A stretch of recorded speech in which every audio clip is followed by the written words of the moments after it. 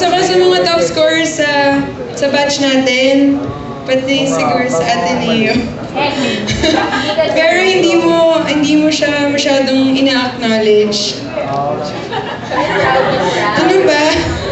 Anyway yun, I love you. Sorry. Hi, Rose. Sexy!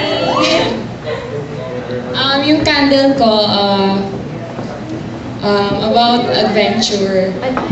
So, more adventure sa life mo. Ngayon na legal na, ang daming pwedeng gawin. Pero, syempre, limitation pa rin. May limitation. Tapos, minsan na rin ako makasama sa gala. So, yun. Sana... Sexy! I can see you. Sorry. Ay, kakaiwan!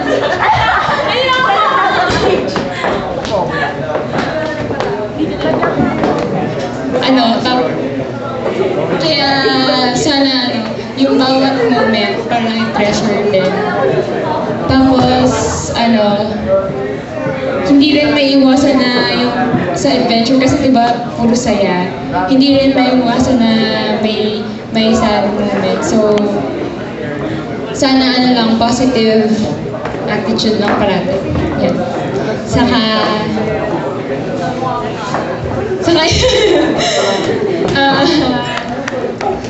sana yung first boyfriend.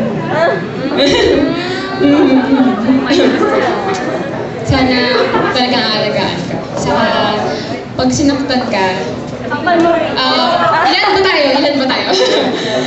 Mula dun sa sa mama mo hanggang sa kaya nang bugbugin yung nag-iisang lalaki.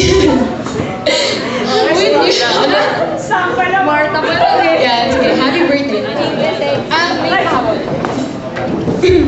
Rose, May gusto kumamo may gusto mo humabol sa birthday. sa birthday mo. Mag-wish rin daw siya. Okay?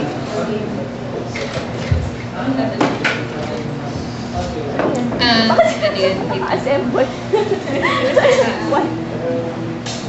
Happy 18th birthday, dearest Roselle. Turning 18 is such an exciting time of your life because it means that you're finally a legal adult. And being an adult means having more responsibilities and making your own decisions. You're a very wise girl with so much courage, so I know that you're capable of handling all the adult things. Just because we're legal adults now doesn't mean that you cannot be youthful. Don't ever lose that youthful spark that you bear. It's fun to be childish at times. I wish you all the best in this world because you deserve nothing but the best. Continue chasing your dreams. Don't hold anything back. Don't let anybody bring you down. And don't lose sight of who you are. I miss you so much and I'm crossing my fingers that one day soon we get to see each other again. And of course, the NC girls. Again, happy 18th birthday. Lots of love from sunny Southern California. Carmela.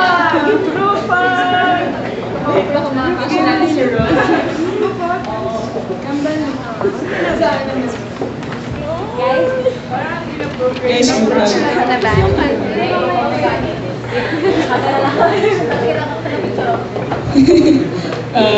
Rose,